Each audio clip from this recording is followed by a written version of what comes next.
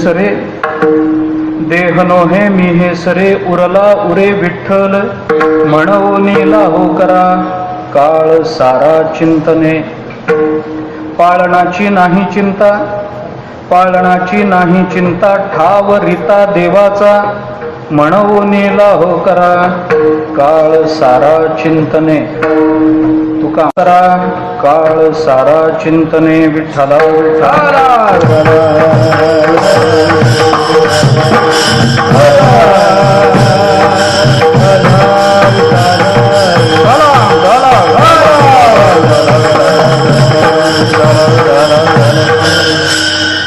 देहनो हे मी हे सरे उरला उरे विठ्ठल म्हणवनी लाहो करा काळ सारा चिंतने.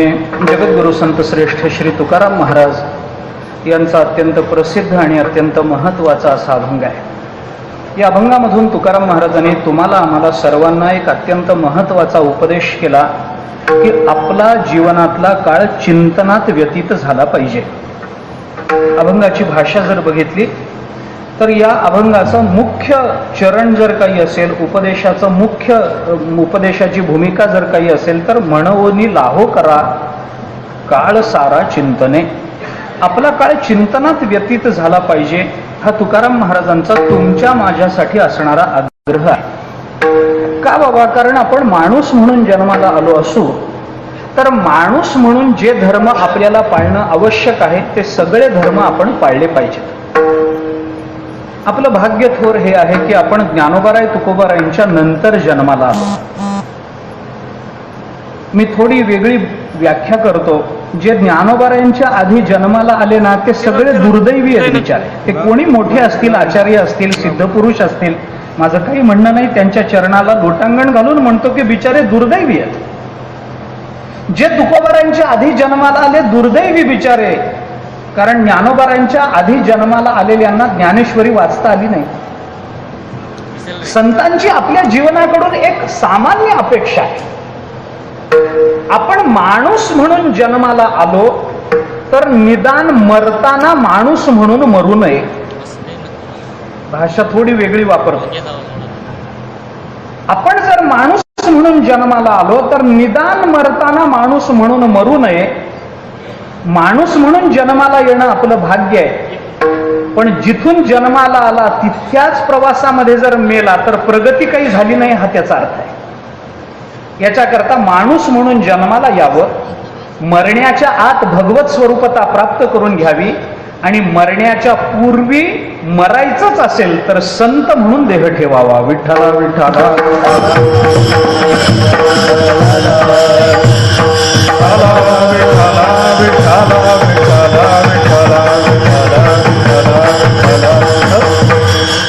आणि म्हणून मनुष्य धर्माची जी अपेक्षा संत महात्म्याने आपल्याकडून ठेवली ती अपेक्षा साधी आहे. काळ सारा चिंतने. आपला काळ चिंतनात व्यतीत झाला पाहिजे. कारण चिंतन करणारं या जगतामध्ये दुसरं कोणी नाही. गाढव चिंतन करत नाही, कुत्रा चिंतन करत नाही, मांजर चिंतन करत नाही, वाघ चिंतन करत नाही, सिंह चिंतन करत नाही. चिंतन करायचं असेल तर तो फक्त माणूसच करू शकतो. कारण इतर प्राण्यांमध्ये माणसांमध्ये एवढा फरक आहे. ज्ञानम ही एको अधिको विशेष. ज्ञानेन हि ना पशुभिः समानः. भर्तृहरी चिंतन सांगतात, आहार निद्रा भयमैथुनंच सामान्यमेतत् पशुभिर्नराणाम ज्ञानम ही एको अधिको विशेषो ज्ञानेन हि ना पशुभिः समानः. ज्ञान नसेल तर माणूस आणि पशु याच्यामध्ये अंतर राहणार नाही. आपण चिंतन करत नसू तर आपण आणि मनुष्य तर प्राणी याच्यामध्ये अंतर राहणार नाही. जेवण करणं, झोप घेणं, विषयाचा उपभोग घेणं आणि कुणाची तरी भीती वाटणं हे सगळ्या प्राण्यांच्या मध्ये समान आहे. काय जेवण फक्त तुम्ही आम्हीच करतो काय? कुत्र्याला भूक लागत नाही काय? माणसालाही भूक लागते, कुत्र्यालाही भूक लागते.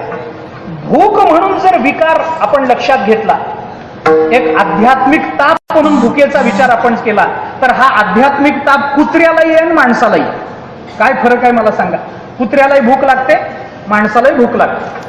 फरक काय? काही फरक नाही. जर फरक करायचा असेल, जर कुत्रा आणि माणूस दोघांनाही भूक लागते, भूक वेगळी नाही, पण फरकच जर करायचा असेल तर कुत्र्याला भूक लागल्यावर कुत्रा मालकासमोर जाऊन शेपूट हलवतो आणि आपल्याला भूक लागली तर आपण मालकिणी समोर जाऊन शेपूट हलवतो. एवढाच फरक जर करायचा झाला तर.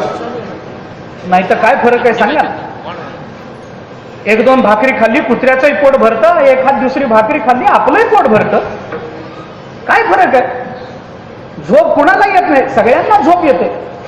कुत्र्यालाही झोप येते, आपल्यालाही झोप येते. फरक एवढाच आहे की पाय वाजला की कुत्र्याला जाग येते, आपल्याला विठ्ठल जय जय झाल्याशिवाय येत नाही. एवढाच फरक. करायचाच झाला तर हे सगळं समान आहे. म्हणून जर आपल्याला ज्ञान नसेल, आपण धर्माचं पालन करणार नसू, तर तुकोबारायांनी जास्त स्पष्ट शब्द वापरलेत भर्तृहरीपेक्षा. सांगायला संकोच वाटतो, पण स्पष्ट बोलणं तुकोबारायांचा धर्म आहे. म्हणून त्याला अनुसरून बोलतो. तुकोबाराय म्हणतात, पूस नाही पायचारी मनुष्य परी कुत्री ती. फक्त शेपूट नाही, चार पाय नाही.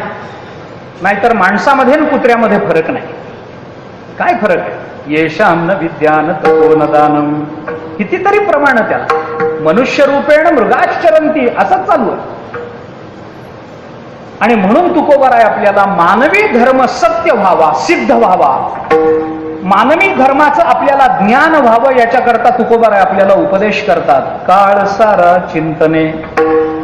गाढव कधी चिंतनात काळ सारत नाही. तुकोबारायांचा उपदेश या अभंगातून प्रकट झाला. कारण तुकोबाराय उपदेश करण्याकरता म्हणूनच इथं अवताराला आले. हे सांगण्याकरताच तुकोबारायांचा अवतार आहे. संतांचा उपदेश दोन प्रकाराने फलद्रूप होत असतो. एक शब्द माध्यमातून आणि दुसरा कृती माध्यमातून. संत दोन पद्धतीने उपदेश करतात. शब्दातून काही वेळेला उपदेश असतो आणि काही वेळेला कृतीतून केलेला उपदेश असतो. शब्दाचा उपदेश सगळ्यांना उपयुक्त ठरत नाही, कारण सगळ्यांनाच शब्दाचं ग्रहण होईल, शब्दाचं ज्ञान असेल. तो शब्द वाच्यार्थानं आला का लक्ष्यार्थानं आला हे कळणार, सगळ्यांना हे कळत नाही. म्हणून ज्यांना सांगून कळत नाही त्यांना संत वागून दाखवत असतात. श्रुती स्मृतीचे अर्थ आपणची होवो निमूर्त अनुष्ठाने जगा देत वडील जे. संतांचे उपदेश कर्मपरही असतात, संतांचे उपदेश ज्ञानपरही असतात. संत जगूनही दाखवतात आणि संत सांगूनही पाहतात. ज्यांना सांगून कळतं त्यांचं जीवन धन्य आहे. त्यांना विशेष काही करायची गरज नसते, कारण नसतं.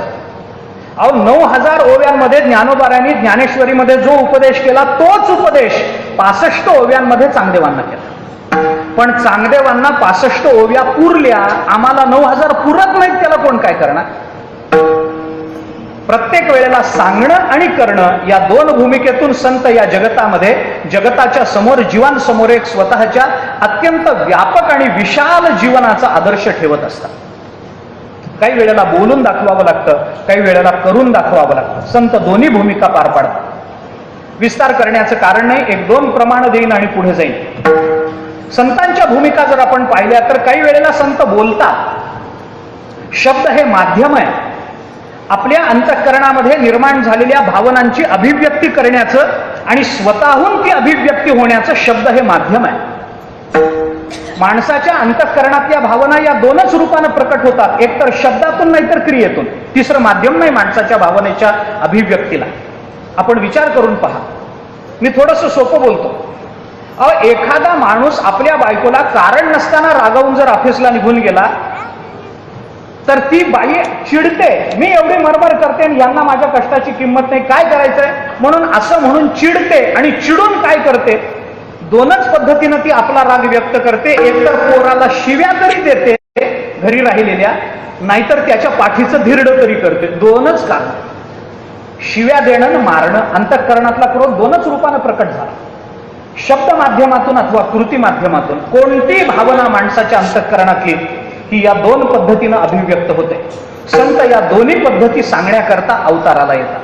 मी संतांची अशी प्रमाण आपल्याला सांगेन की त्या प्रमाणामध्ये संत महात्म्यांनी या दोन भूमिका स्पष्टपणाने अधोरेखित केल्या. आपल्याला सगळ्यांना परिचयाचा अभंग सरळ सांगून जातो. तुकोबाराय का अवताराला आले हे सांगताना तुकोबाराय म्हणतात, आम्ही वैकुंठवासी आलो याची कारणाशी, बोलिले जे ऋषी साच भावे वर्ताया.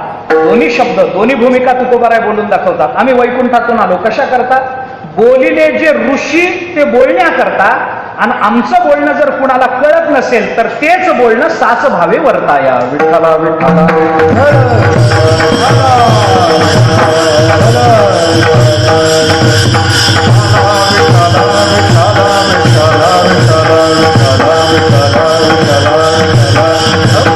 म्हणून संतांचं बोलणंही महत्वाचं, संतांचं करणंही महत्वाचं.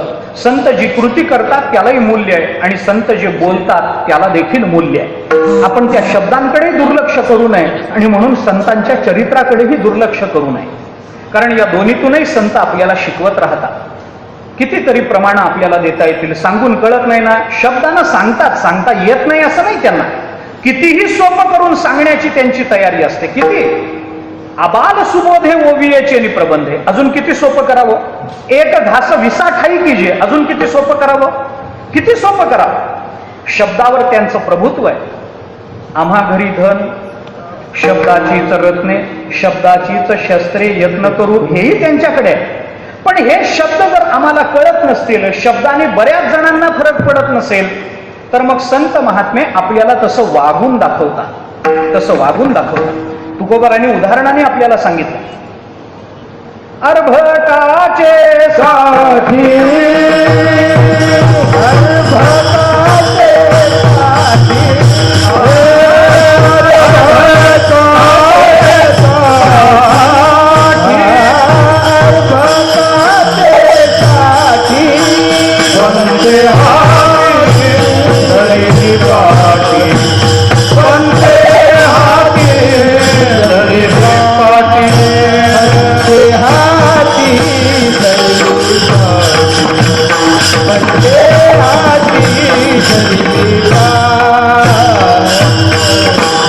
अर्भकाचे साठी पंते हाती धरिली पाटी, तैसे संत जगी क्रिया करोनी दाविती अंगी, अंगी क्रिया करोनी तैसे संत दाविती.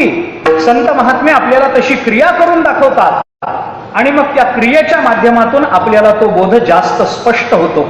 म्हणून संतांचं बोलणं, संतांचं वागणं हे दोन्ही जरी महत्वाचं असलं तरी संत स्वतःच्या मनानं बोलत नाहीत आणि संत स्वतःच्या सत्तेनं वागत नाहीत. ऐका, संतांच्या क्रियेला आधार असतो पूर्व संतांच्या चरित्राचा आणि संतांच्या बोलण्याला आधार असतो तो वेदशास्त्र. वेदनीती वाचा बोलो वेदनीती, वाचा बोलो वेदनीती, वाचा बोलो वेदनीती.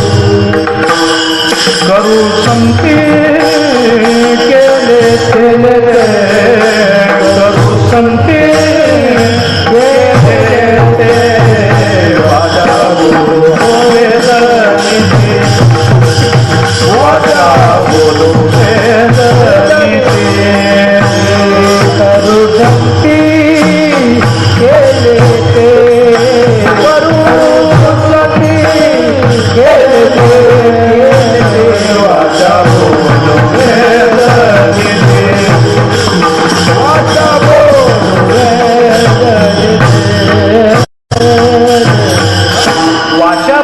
पण कोणती वेदनीती, आणि करू आम्ही पण काय करू, संती केले ते करू आणि वेदनीती जे बोलेल ते आम्ही बोलू. या दोन्हीचा आधार घेऊन संत महात्मे आपल्या समोर आपल्या उज्ज्वल जीवन चरित्राकरता काही उपदेश करत असतात. प्रस्तुत अभंगातला उपदेश हा शब्द प्रमाणातला उपदेश. तुकोबाराय आपल्याला जे चिंतन सांगतात ते वागून दाखवणं तुकोबारायांना अपेक्षित नाही. या अभंगामध्ये तुकाराम महाराजांचा उपदेश शब्द प्रधान भूमिकेतून प्रकट झाला. काय करा तुम्ही? एकच काम करा बाबा, म्हणोनी लाभू करा काळ सारा चिंतने.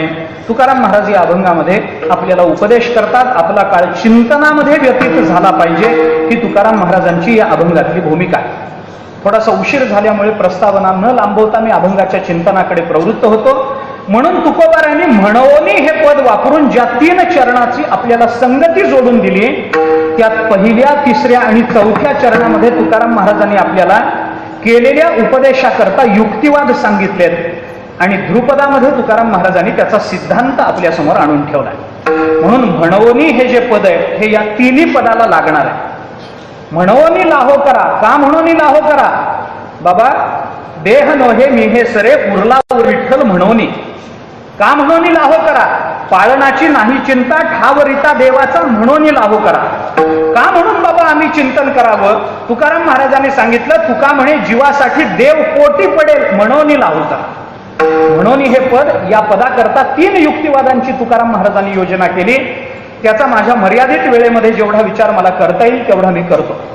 पण तुकाराम महाराजांची भूमिका आहे ती म्हणजे आपण सर्वांनी चिंतन केलं पाहिजे. याच्याकरता तुकाराम महाराज म्हणतात म्हणोनी लाहो करा काळ सारा चिंतने.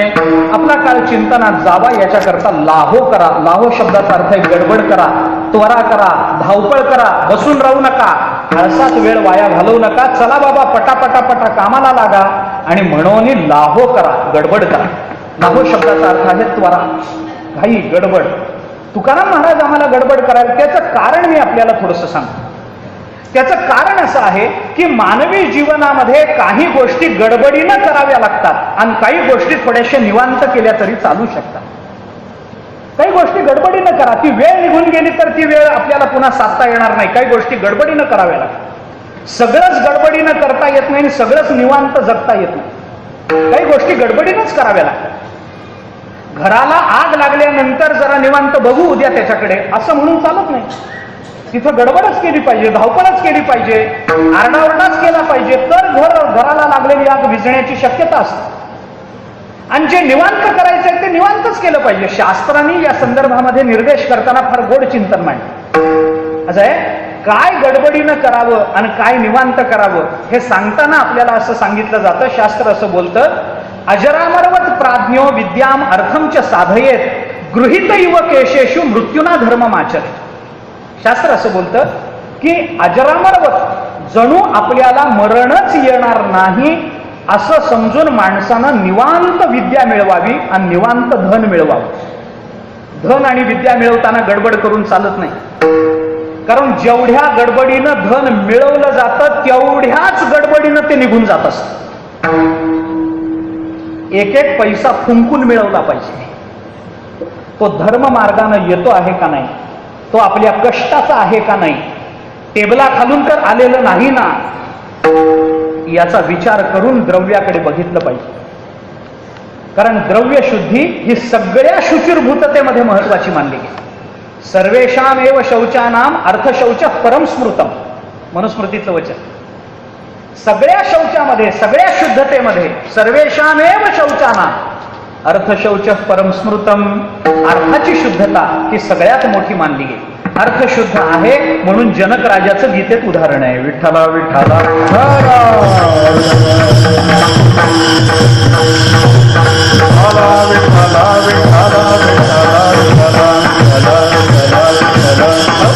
म्हणून विद्या आणि द्रव्य मिळवताना निवांत मिळवा. क्षणशः विद्यामार्थमच साधये कणे नुष्टे क्षणे नष्टे कुतो विद्या कणे नष्टे कुतो धनम. कणाकणानं द्रव्य मिळवावं, क्षणाक्षणानं विद्या मिळवावी. द्रव्य मिळवताना गडबड करू नये. जेवढ्या गडबडीनं ते द्रव्य येतं त्याच्यापेक्षा जास्त गडबडीनं ते द्रव्य आपल्याला मिळतं. ज्या मार्गाने येतं ते त्याच मार्गाने जातं. चांगल्या मार्गाने आलं पाहिजे याचा आग्रह आपण धरला पाहिजे. स्वतःच्या जीवनाकरता, लोकांकरता नाही, स्वतःच्या जीवनाकरता हा आपण विचार करा. याचा काही विचार कराल का नाही? नाथ महाराजांना कमी कशाचीच नाही. त्यांच्या एवढं श्रीमंत संत आपल्या महाराष्ट्रात दुसरा झाला नसेल. नाथ महाराजा जहागीरदार होते. 12 खून माफ होते नाथ महाराजांना. 12 खून माफ केला नाही त्यांनी एकही हा भाग वेगळा. त्यांनी नष्ट केलं असेल तर आपल्या अज्ञानालाच नष्ट केलं, बाकी त्यांनी नष्ट काहीच केलं नाही. परंतु एका पैशाकरता रात्र जागले आपल्या गुरूंच्या घरामध्ये. सर्वेषामेव शौचानाम अर्थशौच परम. अर्थाची शुचिता मोठी असते. म्हणून द्रव्य मिळवताना सांभाळून मिळवायचं, निवांत मिळवायचं. त्याच्या मागे आपण धावायचं नाही. आपण त्याच्याकडे पाठ फिरवली की ते आपल्या मागे धावत येत. मी उदाहरणं देत नाही आपल्याला, पण छोटीशी कथा गंमत सांगून पुढे जात, जास्त प्रमाण देत नाही. एक गवळी होता, दूध विकायचा. गावामध्ये 4 घरामध्ये 1-1 लिटर दूध, 4 लिटर दूध त्याची गाय देत होती. 4 घरामध्ये 1-1 लिटर दूध टाकायचा. वरवा लावलेला. एके दिवशी तो गवळी असाच त्या गावामध्ये गेलेला असताना एका घरामध्ये पहिल्याच घरी गेला. 1 लिटरभर दूध त्यांनी टाकलं आणि त्या घरातल्या बाईने सांगितलं, गवळी दादा, आज आमच्या घरी पाहुणे येणार आहेत मुलीला बघायला, जरा जास्त दूध लागणार होतं, अजून 1 लिटर दूध देता काय?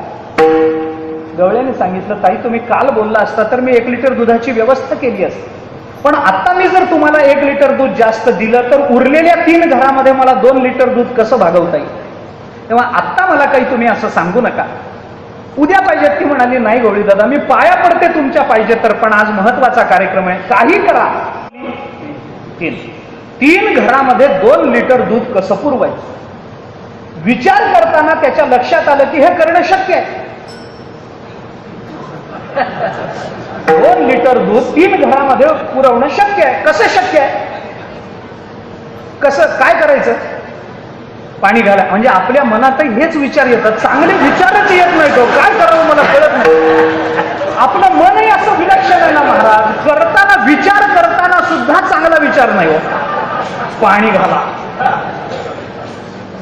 त्यांनी तेच केलं. 2 लिटर दुधामध्ये 1 लिटर पाणी बसवलं. ते 3 लिटर दूध 3 घरामध्ये पुरवलं. त्या घरातल्या बायकांनी, त्या घरातल्या माणसांनी काही तक्रार केली नाही. दूध पातळ आलं म्हणाले नाहीत, काही नाही. रोजच देतो, चांगलं देतो, माहिती आहे. आलं असेल एखाद्या वेळेला पातळ दूध, गाईनं जास्त पाणी प्यायलं असेल, काही झालं असेल, कोणाला माहिती काय आहे ते, आलं असेल, ठीक आहे. दुर्लक्ष केलं आणि त्याने दुर्लक्ष केलेलं याला फावलं. याच्या लक्षात आलं की आपण पाणी घालून दूध विकलं तर कोणी काही म्हणत नाही आपल्याला. मग घरं वाढवा, घरं वाढवा. दुसऱ्यापासून दुसरी दिवशीपासून घरं वाढवली. हळूहळू जास्त घरं झाली. दुधात पाणी टाकून दुधाची विक्री सुरू केली.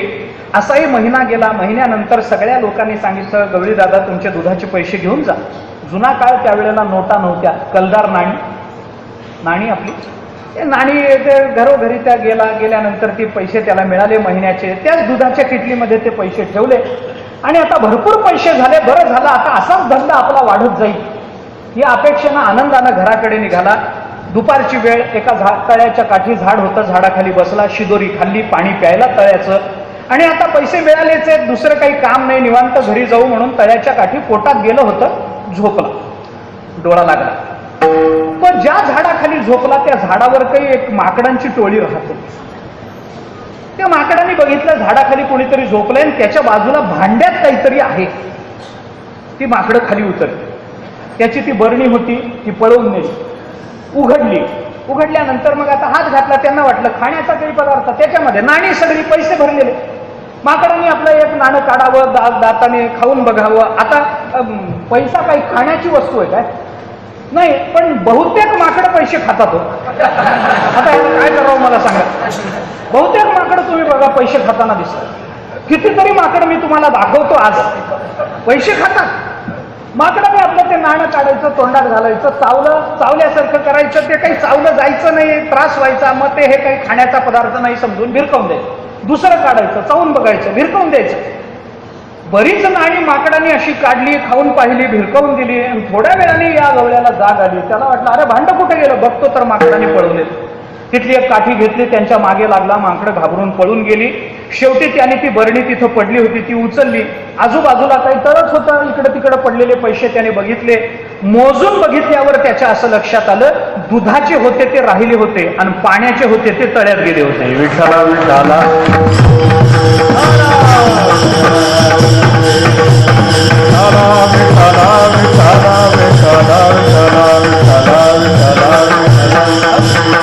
आपल्याकडे येणारं द्रव्य चांगलं आहे. आमच्या साधयेत जसं धन मिळवताना आपल्याला निवांत मिळवायची शास्त्र परवानगी देतं, तशी विद्या मिळवताना, अभ्यास करताना विद्यार्थ्यांनी निवांत अभ्यास केला पाहिजे, गडबड नाही. एखादं प्रमेय सोडवायचं असेल तर ते प्रमेय पूर्ण बुद्धीत उतरेपर्यंत ते सोडवलं पाहिजे. उतरल्यासारखं करून चालत नाही. पूर्ण आपल्याला एक प्रमेय पूर्ण कळेपर्यंत दुसऱ्या प्रमेयाला हात घालायचा नाही, दुसऱ्या सिद्धांताकडे प्रवृत्त व्हायचं नाही. निवांत विद्या मिळवा, गडबड नाही त्याची काय. लोक म्हणतात अहो असं कसं, हल्ली तर परीक्षेच्या आदल्या दिवशी अभ्यास करायची पद्धत सुरू झाली. जुन्या काळी असं नव्हतं. ज्या दिवशीचा अभ्यास विद्यार्थी त्या दिवशी करत होते, पण आता तसं राहिलं नाही. कारण का, आपल्याला अभ्यास तेवढ्यासाठी करायचा आहे, उद्या दुपारपर्यंत लक्षात राहिलं पाहिजे. एकदा परीक्षा झाली बस संपलं, पुढच्या वर्गात ढकललं गेलं की मागच्या वर्षीचं लक्षात ठेवायचं कारण नाही.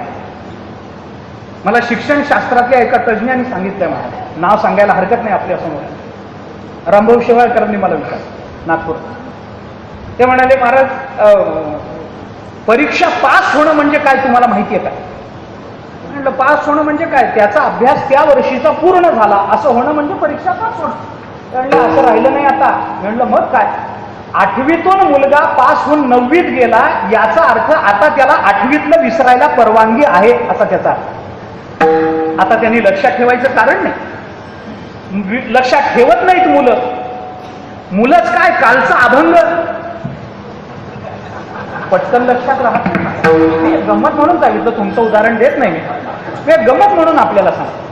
कारण का, कारण ते निवांत ऐकलेलं नसतं. ऐकताना आमची धावपळ चालूच असते. आता कीर्तन झालं की घरी जायचं, घरी झालं की जेवायचं, जेवण झालं की उद्या सकाळीचं काय कार्यक्रम, दुपारी कुणाला भेटायचं, संध्याकाळच्या काम आटोपून पुन्हा इथं कीर्तनाला यायचं. हे जर गडबड सुरू असेल तर आपण कोणता अभंग ऐकतो आहोत लक्षात राहत नाही. विद्या मिळवताना निवांत मिळवावी. कोणी म्हणेल अहो विद्या मिळवताना निवांत मिळवावी, ना असं निवांत मिळवत गेलं आणि मरण आलं तर, मरण आलं तरी चिंता करण्याचं कारण नाही. ऐका, त्याचं कारण सांगतो शास्त्राने दिलं. त्याचं कारण असं आहे की कोणताही अभ्यास असो, तो कोणत्याही क्षेत्रातला असो, तो कुणीही केलेला असो, केलेला अभ्यास कधीही वाया जात नसतो. तो कुठे ना कुठेतरी उपयोगाला येतो. केलेला अभ्यास वाया जात नाही. निवांत मिळवा. मरण आलं येऊ द्या. कारण अभ्यास करताना जर मरण आलं तर त्या मरणानंतर मिळणाऱ्या जीवनामध्ये आत्ता केलेल्या अभ्यासाच्या पुढे अभ्यास करायची संधी मिळत असते. आपण अभ्यास केला आणि मरण आलं म्हणून केलेला अभ्यास कधीही वाया जात नाही. अभ्यास कधीही वाया जात नाही, कुणाचाही जात नाही. मी आपल्याला उदाहरण सांगतो, गंमत म्हणून उदाहरण सांगतो, ऐका. एक दगड फोडतो. रस्त्यावर दगड फोडत होता. दगड जरा कठीण, त्याने हातोडीचा एक घाव घातला, 2 घाव घातले, 15 घाव घातले, दगडच फुटला. शेवटी 21व्या घावाला दगड फुटला. दगडाचा तुकडा पडला, दगडाला फट पडली, दगड फुटला. तिथं तुमच्या माझ्यासारखा एक जण उभा होता. तो म्हणाला, काय हो भाऊ, किती वेळ घाव घालताय, दगड फुटत नाही. दगड पड्याने सांगितलं, बघा ना दादा, अहो किती कडक दगड लागला, कितीतरी मी प्रयत्न करतोय, अंग सगळं घामानं चिंब झालं, दगड फुटे ना, कडक दगड लागला. त्या बघणाऱ्या माणसाने विचारलं, म्हणे दादा तुम्ही किती घाव घातले तेव्हा दगड फुटला? त्यांनी सांगितलं, बघा ना 21व्या घावाला दगड फुटला. पाहणारा विद्वान, पाहणाऱ्याने त्याला विचारलं, अहो 21व्या घावाला जर दगड फुटला तर 21वा घावच पहिल्यांदा घालायचा ना. माझा दृष्टांत संपला. मला असं विचारायचंय, 21व्या घावाला दगड फुटला म्हणून आधी घातलेले 20 घाव वाया गेले काय? त्या घावाला यश आलं नाही हे खरंय, पण ते घाव वाया गेले का मला सांगा? वाया जात नाही. 20 घाव घातले म्हणून 21व्या घावाला दगड फुटला. आधीचे 20 घावाला यश मिळालं नाही, पण ते वाया गेले नाही. तसं आम्हाला कदाचित आमच्या अभ्यासाचं यश आत्ता मिळणार नाही, हरकत नाही, पण ते वाया जाणार. कुठे ना कुठे आपलं ते भोगायला मिळतं, कुठे ना कुठेतरी तो अभ्यास आपल्याला प्राप्त होत असतो. याच्याकरता म्हणून तुकोबाराय आपल्याला सांगतात, काही गोष्टींची गडबड का, काही गोष्टींची गडबड करू नका. आम्हाला कीर्तनाचे अनुभव आहेत. कीर्तनामध्ये आपल्या क्षेत्रातलं उदाहरण, एखादा अभंग, एखादा श्लोक, एखादी ओवी कीर्तनामध्ये वापरायची म्हणून आपण 1000 वेळेला भोगतो. एखादं प्रमाण नाही का, तयारी करताना, कीर्तनाचा अभ्यास करताना एखादं प्रमाण आपल्याला चांगलं आहे, संयुक्तिक आहे, योग्य बसतं आहे, चांगलं आहे, याच्याने प्रमेय सुटणार आहे, हे कळल्यानंतर ते प्रमाण द्यायचं म्हणून तो अभंग आपण 1000 वेळेला भोगतो. तो श्लोक म्हणा, ओवी म्हणा, अभंग म्हणा, काही चरण म्हणा, 1000 वेळेला भोगतो. पण ऐन कीर्तनात ती वेळ आली, लक्षातच राहत नाही हो. त्याची सुरुवात कुठून आहे एवढंच लक्षात राहत नाही, बाकीचं राहतं. अर्थ लक्षात राहतो, ते प्रमाण कशा करता द्यायचं लक्षात राहतं, चालही कधी कधी लक्षात राहते, पण प्रमाण आठवतच नाही. आणि काही अभंग असे असतात त्याला भोकावंच लागत नाही, एकदा कानावर पडलं की पाठवून जात. मला साधं सांगा, मला सांगा, आपल्यापैकी सगळ्यांना कुणी सांगावं मला, सुंदर ते ध्यान हा अभंग पाठ आहे की नाही? सुंदर ते ध्यान उभे विटेवरी करकटा पाठ आहे का नाही? अभंग पाठ आहे. मला सांगा, आपल्यापैकी कुणी तो गाथ्यात बघून पाठ केला? एक उदाहरण सांगा ना, गाथ्यात बघून हा अभंग पाठ केलेलं एक उदाहरण सांगा मला. नाही महाराज, कानावर पडून पाठ झाला. त्यामुळे हा अभंग मुखोद्गत होत नाही, हा अभंग कानपाठ होतो. लक्षात घ्या. सुंदर ते ध्यान अभंग एकदा कानावर, काही काही अभंग असे असतात, एखादी ओवी अशी असते, एखादा श्लोक असा असतो, कानावर पडलं की पाठवून जा, त्याला भोकावं लागत नाही. आणि एखादा अभंग 1000 वेळेला भोकून विसरतो, ऐन वेळेला विसरतो. असं का होतं? त्याचं हेच उत्तर आहे, त्याचं हेच उत्तर. जो अभंग आपण 1000 वेळेला पाठ करूनही विसरला गेला ना, चिंता करू नका. जो अभंग आपल्याला एकदा ऐकून पाठ झाला ना, तो एकदा ऐकून पाठ झाला नाही, मागच्या जन्मी आपण 1000 वेळेला भोकलाय म्हणून आत्ता एकदा ऐकल्यावर पाठ झालाय. आणि आत्ता जे 1000 वेळेला भोकलेलं विसरलंय ना, त्याची चिंता करू नका. पुढच्या जन्मी एकदा ऐकलं की पाठ होणार आहे. विठ्ठला विठ्ठला विठ्ठला विठ्ठला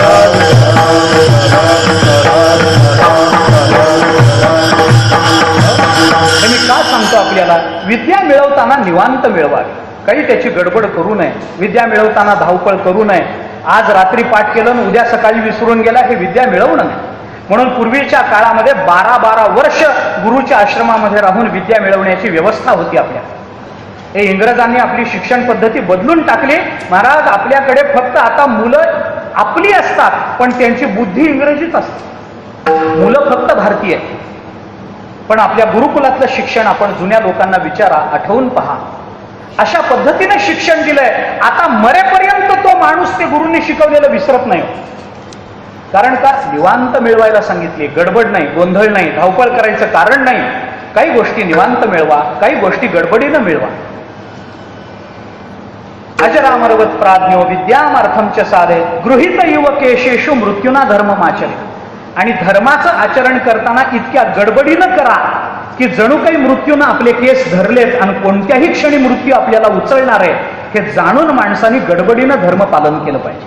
धर्माचं पालन निवांत करून चालत नाही आणि विद्या गडबडीनं मिळवून चालत नाही. म्हणून काही गोष्टी निवांत कराव्या लागतात, काही गोष्टी गडबडीनं कराव्या लागतात. तुकोबाराय आपल्याला थोडी इथं गडबड करायला सांगतात. का? त्याचं कारण सांग. हा जो अभंग आहे ना, हा अभंग आपल्याला पाठ असेल, आपण अनेक वेळेला ऐकलाही असेल, पण त्याच्या अर्थाचं संशोधन करताना थोडंसं वेगळं बोलतो. या अभंगातून तुकाराम महाराजांनी संशोधन करून सहजतेनं, ऐका, संशोधन करून पण सहज शब्दातून व्यवस्थापन शास्त्रातला अतिशय महत्वाचा सिद्धांत मांडला. व्यवस्थापन शास्त्र कळतं का मराठी? का शुद्ध मराठीत सांगू? ऍडमिनिस्ट्रेशन, शुद्ध मराठी, शुद्ध मराठीत बोलतो. मॅनेजमेंट, हे मराठी कळतं? हे मराठी. व्यवस्थापन म्हणलं की इंग्रजी झालं, मॅनेजमेंट म्हणलं की मग मराठी. व्यवस्थापन मॅनेजमेंट मधला महाराज, त्या MBAचं ऍडमिशन मिळावं याच्याकरता कोट्यवधी रुपये डोनेशन देतात. MBAला ऍडमिशन मिळावं म्हणून कोटी कोटी रुपये डोनेशन देतात आणि आमचे तुकोबार फुकट सांगतात तर कोणी गाथा उघडायला तयार नाही. काय करावं आता सांग. व्यवस्थापन शास्त्रातला अतिशय मूलभूत सिद्धांत तुकोबारांनी प्रस्तुत अभंगात सांगितला.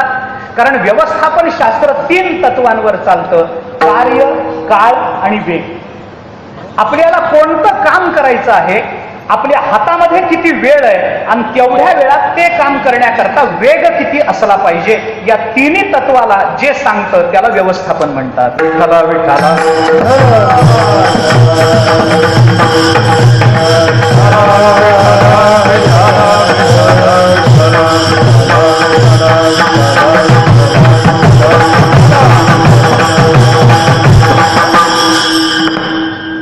कार्य, काळ आणि वेग याचं गणित माणसाला जमलं पाहिजे. कारण बऱ्याच वेळेला आपण असं पाहतो की काही जणांजवळ पुष्कळ वेळ असतो पण कामच नसतं, आणि काही जणांना इतकं काम असतं की ते म्हणतात आम्हाला मरायला फुरसत नाही. तुम्ही काय सांगता? मरण काय फुरसत बघून येणार? पण माणसं म्हणतात मरायला फुरसत नाही हो, इतकं कामं पडली आहे, अजून हे करायचं राहिलं, ते करायचं राहिलं, ते करायचं राहिलं, अमुक राहिलं, तमुक राहिलं. काही जणांना कामच नाही, वेळ भरपूर आहे. आणि काही जण, आता किती मी उदाहरण सांगू. आता हे रिटायर झालेले लोक असतात की नाही महाराज, बऱ्याच वेळेला वारीमध्ये येतात आणि आम्हाला सांगतात महाराज आता आम्ही रिटायर झालो, काही काम नाही, काही काम नाही, आता आम्ही आता रिटायर झालो, निवृत्त झालो, काही काम नाही. पण मी बघितलंय की गंमत अशी आहे, हे म्हणतात आम्हाला काही काम नाही, पोरांना शाळेत सोडणं यांच्याच नशिबाला, शाळेतून आणणं यांच्याच नशिबाला, शाळेतून येता येता भाजी आणणं यांच्याच नशिबाला, आणलेली भाजी चिरून देणं यांच्याच नशिबाला, आणि काही काही ठिकाणी चिरलेली करून घालणं यांच्याच नशिबाला आहे. आणि हे म्हणतात आम्ही रिटायर घालून काही काम नाही. आमच्या कल्याणाकरता आमच्या हातामध्ये वेळ किती सांगा ना, किती वेळ. आमच्या जीवनाचं कल्याण करणं हा हे आमच्या जीवनाचं ध्येय आहे. आमच्या हातामध्ये वेळ फार कमी आहे ना. क्षणभंगुर नाही भरव,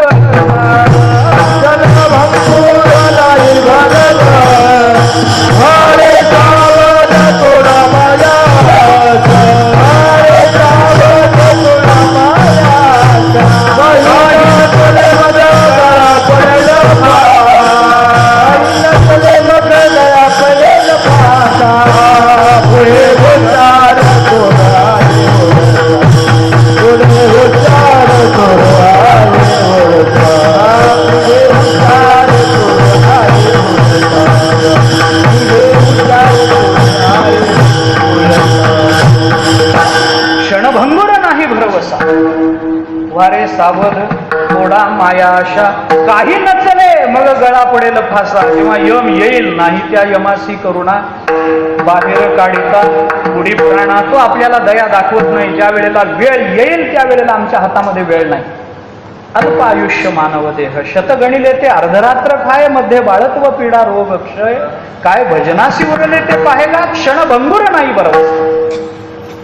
अर्थात हे प्रमाण किती संयुक्तिक आहे मला माहित नाही, पण कीर्तनामध्ये आम्ही क्षणभंगुर नाही भरवसा म्हणून जोरात म्हणतो, पण पुढच्या वर्षीची तारीख देतो. तुकोबारांच्या वचनाचा आदर म्हणताना म्हणायचं क्षणभंगुर नाही भरवसा, आणि मग म्हणायचं या वर्षी बसत नाही पुढच्या वर्षी. बाबा क्षणभंगुर नाही भरवसा महाराज झालास म्हणून काय झालं? काही उपयोग नाही महाराज. माणसाच्या आयुष्याला इतकी मर्यादा, कधी माणसाचा देह पडेल याचा काही नेम नाही महाराज, कधीही पडू शकतो. माणसाच्या जीवनाला मर्यादा नाही. अमुक एक वर्षापर्यंत मी जगेन याची खात्री आज कोणी देऊ शकत नाही. कधी माणसाचा देह पडू शकतो. क्षणभंगुर आहे, क्षणभंगुर. कधी मरण येईल काय सांगावं मला सांगा, कधी येऊ शकतो. अहो कीर्तन झाल्यावर जाता जाता इथं वळणावर येऊ शकतं, काय माहिती. घरी गेल्यावर बाथरूम मध्ये पाय घसरून पडल्यावर आलं, काय माहिती कधी येईल. ते उद्या चहा पिताना येईल, रात्री झोपेत येईल, सकाळी बायको बरोबर बोलताना येईल, कधी. तुम्ही घाबरू नका, मी उदाहरण सांगतोय तुम्हाला. असं होईल याची शाश्वती नाही.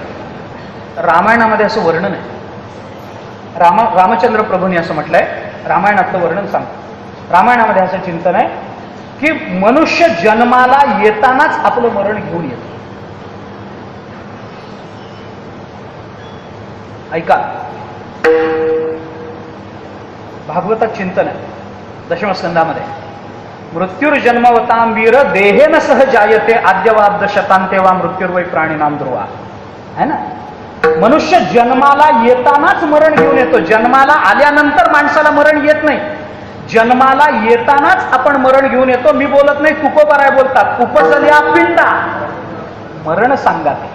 आपण जन्माला येतानाच आपलं मरण घेऊन आलेलो. त्यामुळे ते मरण कायम आपल्या बरोबर आहे. रामचंद्र प्रभू बोलतात रामायणात, आपण चालायला लागलो की मरण आपल्या बरोबरीनं चालतं. आपण पळायला लागलो की मरण आपल्या बरोबरीनं पळतं. आपण झोपलो की मरण आपल्या बरोबरीनं आपल्या शेजारी झोपतं. आपण बसलो की मरण आपल्या शेजारी बसतं. आजूबाजूला बघू नका, तसं डोळ्यांनी दिसतही नसतं. तर शेजारच्या माणसाला हेच माझं मरण आहे म्हणून मरण माझे मरोनी गेले त्याला मारून टाकाल, तसं नाही. तसं नाही. मरण आपल्या म्हणून बघा ना तुम्ही, माणसं म्हणतात काही नाही बाबा, बाहेरून आले, खुर्चीत बसले, मला तांब्यावर पाणी मागितलं, मी पाणी आणायला गेले, येऊन बघते तर काय मान पडली होती. असे कसे गेले? कारण ते तिथंच खुर्चीत बसलं होतं म्हणून तसेच गेले. काय नाही आले, रात्री झोपले उठलेच नाही. झोपेत कसे गेले? कारण तेही शेजारी झोपलं होतं म्हणून झोपेत गेले.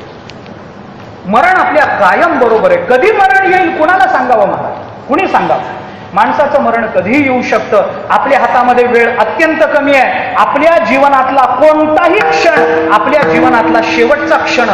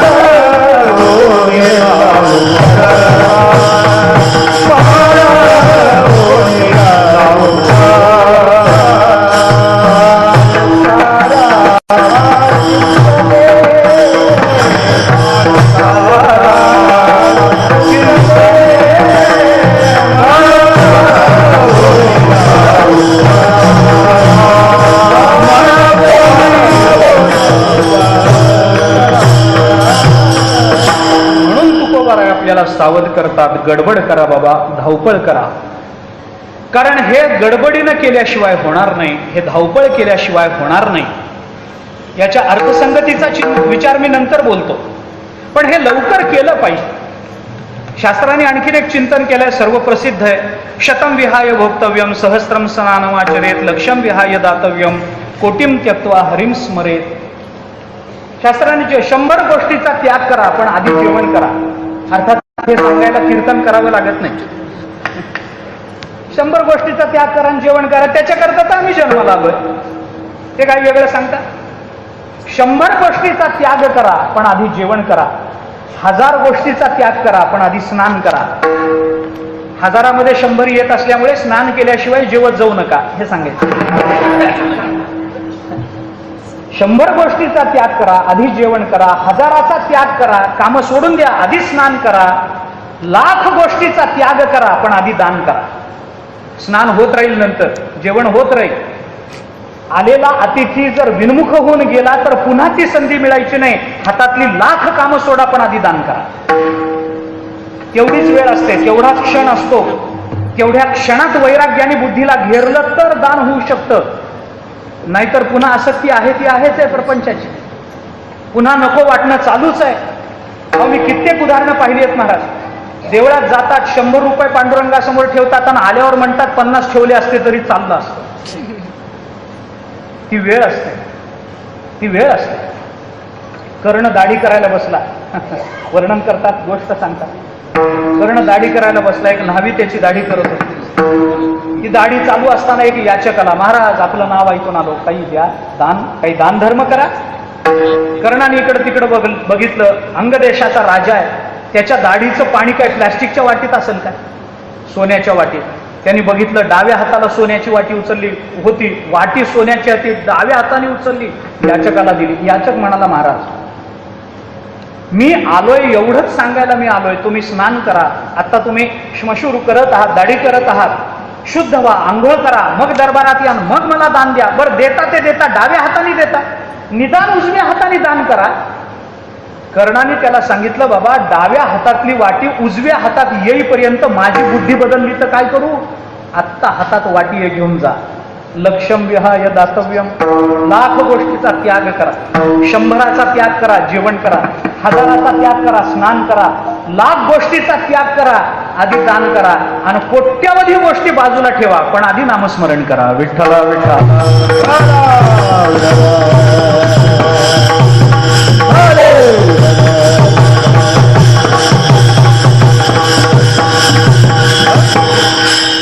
राम राम स्मरा आधी राम राम स्मरा आधी राम स्मरा आधी राम राम स्मरा आधी राम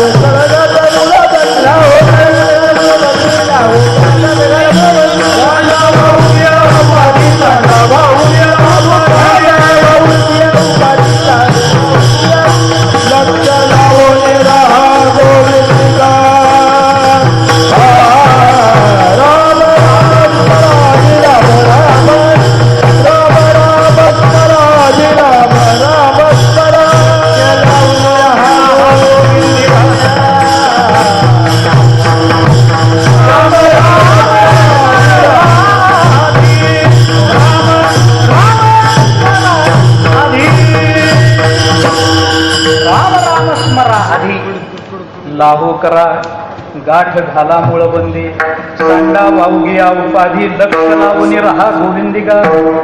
संत आपल्याला सांगतात, रोज आपण म्हणतो राम राम स्मरा आधी. मी गमतीनं सांगतो, राम राम स्मरा आधी म्हणजे कशाच्या आधी, सगळ्याच्या आधी राम राम स्मरा. दिनचर्या सांगू, सकाळी पलंगावर झोपलेला असताना जाग आल्यावर डोळे उघडायच्या आधी राम राम स्मरा. आधी कशाच्या आधी, डोळे उघडल्यावर पाय पलंगाच्या खाली सोडण्याच्या आधी राम राम स्मरा. पायावर उठून उभं राहायच्या आधी राम राम स्मरा. पहिलं पाऊल टाकायच्या आधी राम राम स्मरा. बाथरूम मध्ये जायच्या आधी राम राम स्मरा. पहिला तांब्या अंगावर घ्यायच्या आधी राम राम स्मरा. अंग कोरडं करण्याकरता पंचा घ्यायच्या आधी राम राम स्मरा. पंचा गुंडाळून बाहेर यायच्या आधी राम राम स्मरा. गंध लावायच्या आधी, नाही मध्ये धोतर नेसायचं राहिलं, ते नेसा बाबा. धोतर नेसायच्या आधी राम राम स्मरा.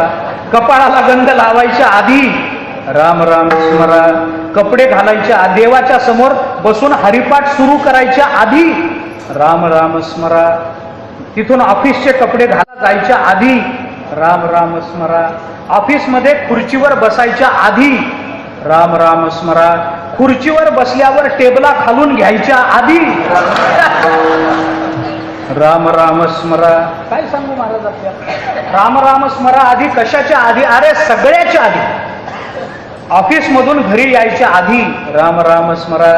घरी आल्यावर बायकोच्या शिव्या खायच्या आधी राम राम स्मरा. रात्री जेवण करायच्या आधी राम राम स्मरा. पलंगावर झोपायच्या आधी राम राम स्मरा. आणि झोप लागायच्या आधी राम राम स्मरा. आणि एवढं जर जमत नसेल तर निदान मरायच्या आधी राम राम स्मरा आधी. लाहो करा, गाठ घाला मुळबंदी, सांडा वावगिया उपाधी, लक्ष लावून राहा गोविंदिका. बाबा चिंतन करा. एका गौड उपनिषदाने चिंतन करताना असं सांगितलंय, आ सुप्ते हे आमृते हे कालम नयेत वेदांत चिंतया, दद्यात नावसरम किंचित कामादीनाम मनागती. उपनिषद बोलतं, झोप लागायच्या आधी, आ सुप्ते हे झोप लागेपर्यंत, किंवा आमृते हे मरण येईपर्यंत, अंथरुणावर पडल्यानंतर झोप लागेपर्यंत, किंवा जीवन जगतो आहोत म्हणून मरेपर्यंत माणसाने एकच काम करावं. माणूस अंथरुणावर पडल्यानंतर झोप लागेपर्यंत माणसाने आपला काळ वेदांताच्या चिंतनात घालावा. आ सुप्ते हे आमृते हे कालम नयेत वेदांत चिंतया. आपला काळ वेदांताच्या चिंतनात गेला पाहिजे. हे बघा, दद्यात नावसरम किंचित कामादीनाम मनागपी. कामादीनाम मनागपी किंचित अवसरम न दद्यात. कामादिकांना आपल्या मनात प्रवेश करण्याची एकही संधी देऊ नका. चिंतन करा, वेदांताचं चिंतन करा, झोप लागेपर्यंत करा. म्हणजे वेदांताचं चिंतन सुरू झालं की आपोआप झोप लागते. विठ्ठला विठ्ठला.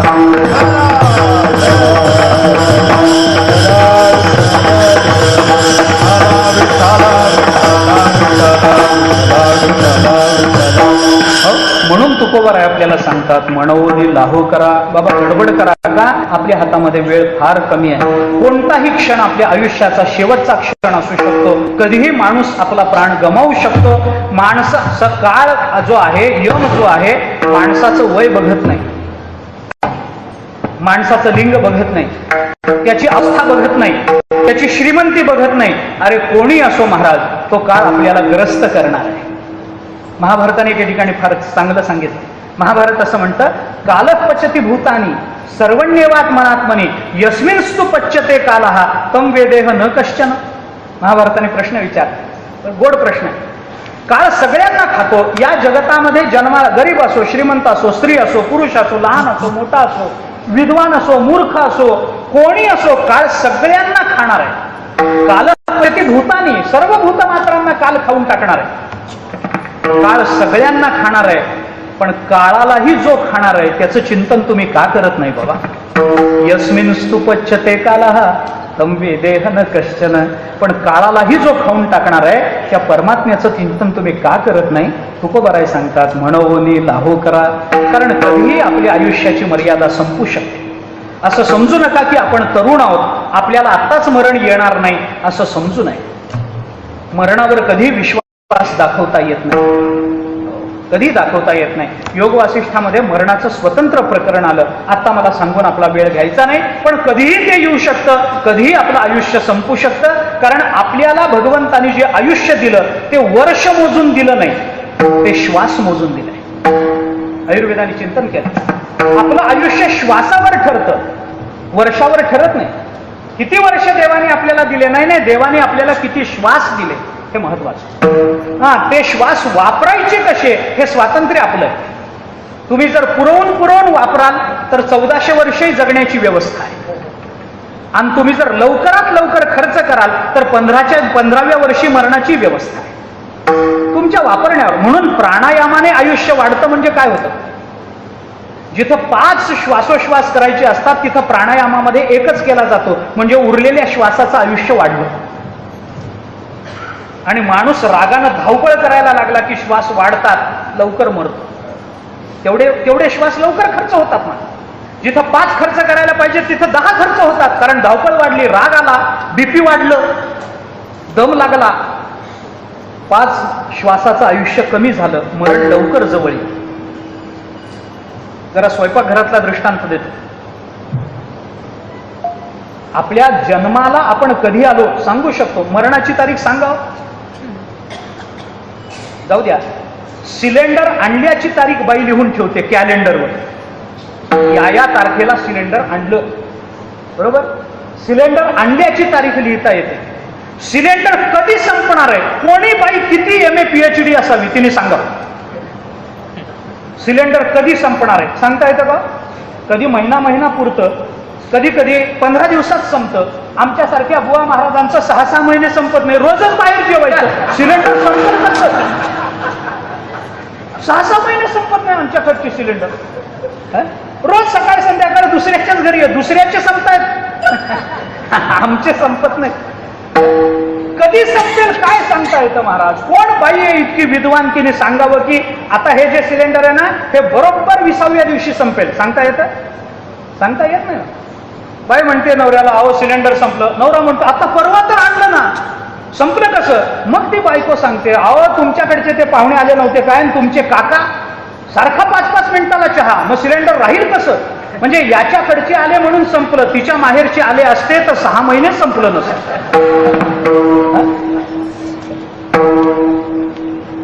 सिलेंडर अंड्याची तारीख संपण्याची तारीख कशी सांगता येईल?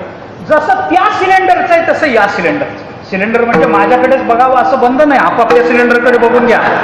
माझ्याकडे काय बघता? आपापलं सिलेंडर बघा ना. माझं जरा पोट मोठं आहे म्हणून माझ्याकडे काय बघा. आपापलं सिलेंडर तपासून घ्या. त्याच्या जन्माची तारीख नोंदवता येते. जन्माला येताना मरण घेऊन येतो म्हणून मरणाची तारीख कुणाला नोंदवता आली का? महाराज, मरण कधीही येऊ शकतं, कोणत्याही क्षणी उपस्थित होऊ शकतं. म्हणून आपल्या हातामध्ये वेळ फार कमी आहे. अजून जीवनाचं कल्याण, जीवनाची धन्यता प्राप्त झालेली नाही आहे. मग ती धन्यता एवढ्या कमी वेळेत जर क्षणच आपल्या हातात असेल तर त्या क्षणामध्ये आपल्या जीवनाची धन्यता करून घ्यायची असेल तर तिथे योगाचा उपयोग नाही. कुंडलिनी जागी करून उपयोग नाही. क्षणभर हातात आहे, काय कुंडलिनी जागी करणार? कुंडलिनी म्हणेपर्यंत क्षण निघून जातो. काय कुंडलिनी जागी करणार? काय समाधी लावणार? यम नियम आसन प्राणायाम प्रत्याहार कधी करणार? धारणा ध्यान होणार कधी? ज्ञान मिळवायचं म्हटलं तर गुरु शोधणार कधी? तत्वमसी महावाक्य कळणार कधी? कर्म करून अंतःकरण शुद्धी करून घ्यायची तर कर्माच्या मागे धावणार किती? पुरेपुरे हा संसार कर्म बळीवंत दुस्तर. नको बाबा, तुकोबाराय म्हणतात नको हा संसार, कर्म बळीवंत आहे, दुस्तर आहे, किती धावणार? मग एका क्षणात जीवनाचं कल्याण करणारं एकच साधन आहे आणि तेच करायला तुकोबाराय सांगतात. म्हणवलेला हो करा काळ सारा चिंतने. जर क्षणच आमच्या हातात असेल तर क्षणार्धात आमचं जीवन संपन्न करणारं साधन आपण केलं पाहिजे. कोणतं साधन? नामचिंतन हे साधन. म्हणून तुकोबाराय आपल्याला नामचिंतन, कारण तेवढ्या वेळामध्ये साधणार. एक क्षण हातात आहे ना, मग एका क्षणाचंच साधन करा. देवाची ये द्वारी क्षणभरी तेणे तुम्ही क्षणभंगूर नाही भरवसा. बस चारी मुक्ती तेणे गेल्या. कशामुळे? क्षणभर देवाच्या दारात उभं राहिला. काय उगाच उभं राहिला नाही, नामस्मरण करत हरिमुखे म्हणा, हरिमुखे म्हणा. पुण्याची गणना कोण करी हरी हरी हरी मंत्र हा शिवाचा. म्हणती जेवाच्या तया मोक्ष. कितीतरी प्रमाण, मला सगळीच प्रमाण घेऊन वेळ घ्यायचा नाही, परंतु वेळ आपल्या हातात उपलब्ध असणारा वेळ, आपल्याला करायचं कार्य आणि त्या वेळेमध्ये ते कार्य करण्यासाठी करावी लागणारी धावपळ, या तिन्ही सूत्रांचा विचार तुकोबाराय या अभंगामध्ये करतात. म्हणवनी लाहो करा काळ सारा चिंतने. काळ कमी आहे, लाहो करा कोणत्या पद्धतीनं करायचं ते सांगतात आणि त्या तेवढ्या मर्यादित काळात काय करायचं ते तुकोबाराय सांगतात. चिंतन करायचं. काळ सारा चिंतने. काळ सारा वा चिंतने.